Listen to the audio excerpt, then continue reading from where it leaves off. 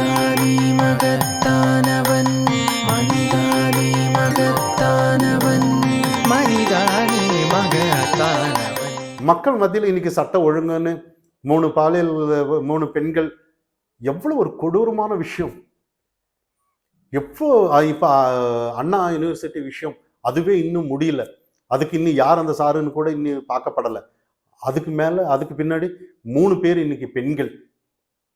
இன்னைக்கு ஏதோ ஒரு படம், அந்த படத்தை பார்க்குறனாலும் அந்த படத்துலையும் இந்த மாதிரி ஏன் இஷ்டத்துக்கு இருக்க, அதாவது என்ஜாய்மெண்ட் வித்தவுட் ரெஸ்பான்சிபிலிட்டின்னு இருக்கிற அந்த மாதிரி படத்தை பார்த்துட்டு வந்தவங்க தான் இந்த மாதிரி சில நிலைப்பாடு எடுக்கிறாங்களோன்னு மாதிரி நிறைய கேள்விகள் இங்கே வருது.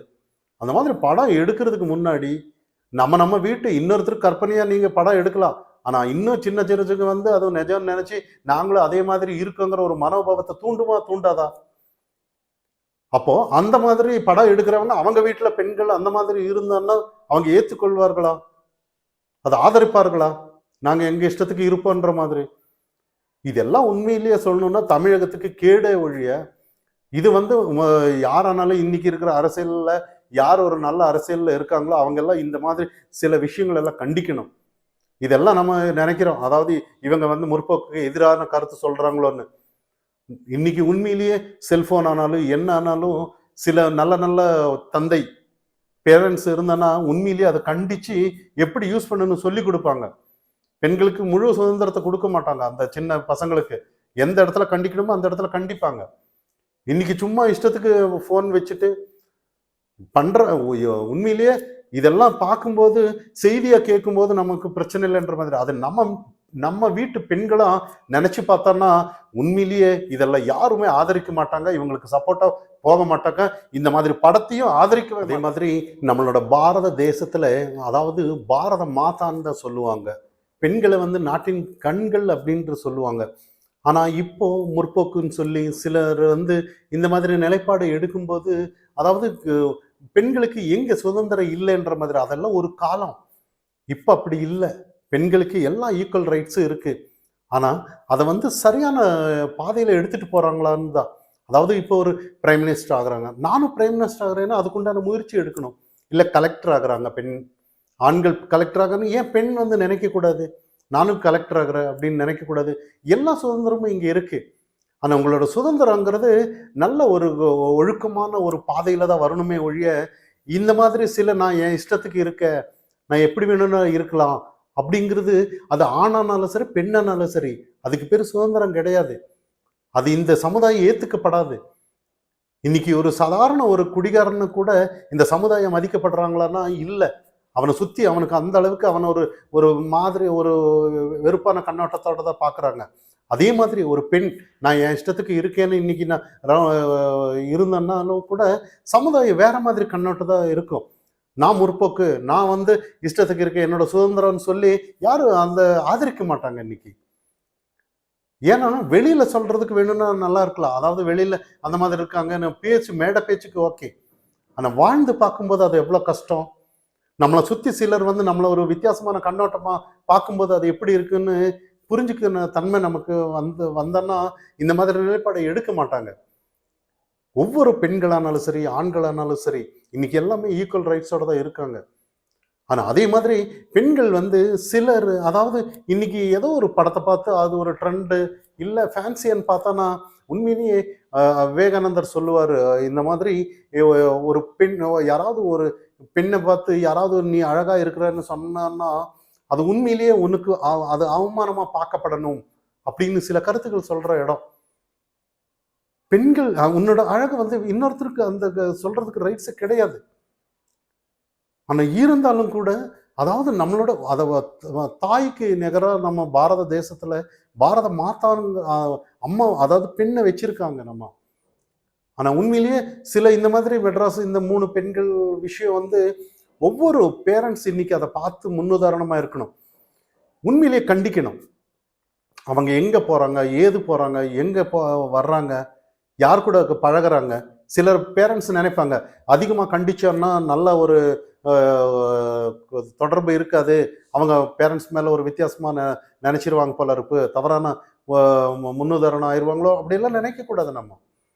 நம்ம கண்டிக்கணும். அவங்க என்ன பண்றாங்க, ஏது பண்றாங்க, அவங்க கூட டெய்லி அவங்க கூட ஃப்ரெண்ட்லியா பேசி அவங்களுக்கு என்ன பிரச்சனை இருக்கு, ஏது இருக்கு, யார் கூட பேசுறாங்க, யார் கூட போறாங்க வர்றாங்க, அவங்களுக்கு தேவைகள் என்ன, அதுக்குண்டான வழி என்ன, நம்ம அதை வழி வகுத்து கொடுக்கணும்.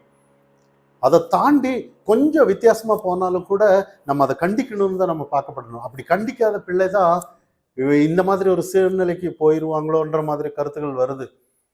இந்த இடத்துல பெண்கள் வந்து நம்ம அப்படிதான் இருப்பாங்கங்கிற கருத்து கூறலை. யாருக்கு ஆண்களானாலும் சரி யாரானாலும் சரி ஸ்டூடெண்ட் வந்து கண்டிக்கணும்.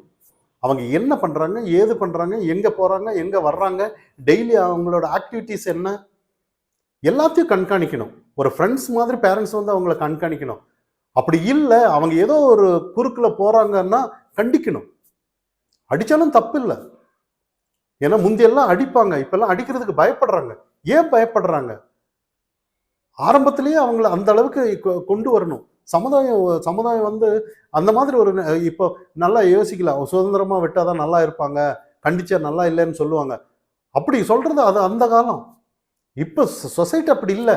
அவன் வெளியே போனாலே அவனுக்கு கண்ணில் படுறதெல்லாம் வித்தியாசமான பார்வைகள் தான். ஒருத்தர் குடிச்சிட்டு போறான், ஒருத்தர் கஞ்சா அடிச்சுட்டு போறான், ஒருத்தர் வித்தியாசமா ஸ்டைல் பண்ணிட்டு போறான், முடி ஸ்டைலுக்கும் அதுக்கும். இதெல்லாம் சுதந்திரம் கிடையாது. அவன் அந்த மாதிரி தூண்டுற மாதிரி, நானும் இந்த மாதிரி இருப்பேன்ற மாதிரி, அந்த மாதிரி இருந்து எந்த நிலைமைக்கு போறான்னா கடைசியில ஏதோ ஒரு குடிகார நிலைமைக்கு தான் போய் விடுவான். ஆனா இதெல்லாம் சரியானு பார்த்தோம்னா முன்கூட்டியே பேரண்ட்ஸ் வந்து அதை கண்டிக்கிறது தான் நல்ல ஒரு ஆக்கப்பூர்வமான ஒரு குடும்பம். அப்படி இல்லை அப்படின்னு சொன்னோம்னா எங்கேயோ நடக்கிற விஷயம் நாளைக்கு நம்ம வீட்லயும் நடக்கும். அடுத்தது திருமாவளவன் அவர்கள் சீமான் பற்றி ஒரு கருத்து சொல்லியிருக்கிறார். அதாவது இவர் பிஜேபி கொள்கை பரப்பு செயலாளர் போல இருக்காரு அப்படின்ற மாதிரி ஒரு குற்றம் சுமத்துறாரு. ஆனா உண்மையிலேயே இங்க யார் கொள்கை பரப்பு செயலாளர் அப்படின்னு இவர் மட்டும் என்னன்ற மாதிரி ஒரு கேள்வி இருக்கு. இப்போ இவர் ஊரா போய் இவர் பெரியார் பத்தி எல்லாம் சில கருத்துக்கள் சொல்லிட்டு வரும்போது இது திராவிடத்துக்கு இருக்கிற இது இவர் ஏன் தூக்கி பிடிக்கணுன்ற மாதிரி கருத்துக்கள் இங்க வருது. அதே மாதிரி திராவிடத்துல சனாதனத்துக்கு எதிராக சில கருத்துக்கள் சொல்லும் போது இவரு ஊரா போய் சனாதனத்துக்கு எதிராக சில கருத்துக்கள் சொல்லிட்டு இருக்கும்போது அப்ப இதெல்லாம் பார்க்கும்போது இவர் திமுக கொள்கை பரப்பு செயலாளரா அப்படிங்கிற கேள்வி வருதுன்னுன்ற மாதிரி. அப்படி இவரை என்ன பண்ணிட்டாருன்ற மாதிரி சில கருத்துக்கள் இன்னைக்கு அவருக்கு சீமானுக்கு ஆதரவா தமிழகத்துல நிறைய நிலைப்பாடு இருக்கு. ஆனா இங்க வந்து இந்த மாதிரி சில விஷயம் இங்க வந்து அதே மாதிரி இன்னொரு விஷயம் இருக்கு. RN ரவி அவர்கள் கவர்னர் சொல்லியிருக்கிறாரு, நல்ல ஒரு தலித் தலைவர் வந்து முதலமைச்சரா வரணும் அப்படின்னு சொல்லி. அதுக்கு திருமாவளவன் அவர்கள் சொல்லியிருக்கிறாரு, தலித் ஓட்டை வந்து ஈர்க்கிறதுக்கு தான் சிலர் முயற்சி பண்றாங்கன்ற மாதிரி. ஏன் RN ரவி அவர்கள் சில விஷயம் சொல்லியிருக்கணும், நல்ல தலித் தலைவர் அவர்கள் வரணும்னு. நம்ம வந்து இவங்க அவங்கன்னு இல்லை, அதாவது நல்ல தலைவர் வரணும்னு தான் நம்ம பார்க்கப்படணும். அது பிராமணரா இருக்கட்டும், பிற்படுத்தப்பட்டவராக இருக்கட்டும், யாரா இருந்தாலும் என்ன, நல்ல தலைவர் அப்படின்னு. அதே தலித்துல கக்கன் போன்ற அவர்கள் அந்த மாதிரி ஒரு தலைவன் கிடைக்கவே மாட்டான். அந்த மாதிரி இருக்கணும்னு இவங்க ஏன் இப்ப இருக்கிற அரசியல்வாதிங்க நினைக்கிறது இல்லைன்னு தான் பாடு. நல்லவங்களா இல்லை. இப்ப எல்லாம் ஏதோ ஒரு ஜாதி பிடிச்சிட்டு சுத்துவாங்க, இல்லைன்னா ஏதாவது ஒரு பிரிவினையை உண்டாக்குவாங்க. இந்த மாதிரி தான் இங்க தமிழகத்துல எல்லாம் போயிட்டு இருக்க ஒழிய ஆக்கப்பூர்வமான அரசியல் நல்ல தலைவர் யாரா இருந்தா எம்ஜிஆர் அவர்கள் வெளிமாநிலத்தவர்கள், அவர் இங்க வந்து போற்றப்படலையா, நல்ல ஆட்சி கொடுக்கலையா, மக்கள் தூக்கி கொண்டாடலையா? அப்போ இந்த இடத்துல வந்து இவங்க வந்து என்னன்னா ஓட்டுக்காக இப்படி பேசுறாங்களோ, யாராவது ஒரு கருத்து சொல்லிட்டாங்கன்னா ஓட்டுக்காக செய்யறாங்களோ, விஜய் வந்துட்டான்னா இவங்க ஓட்டு அங்க போயிருமோ அப்படின்னு பேசுவாங்க.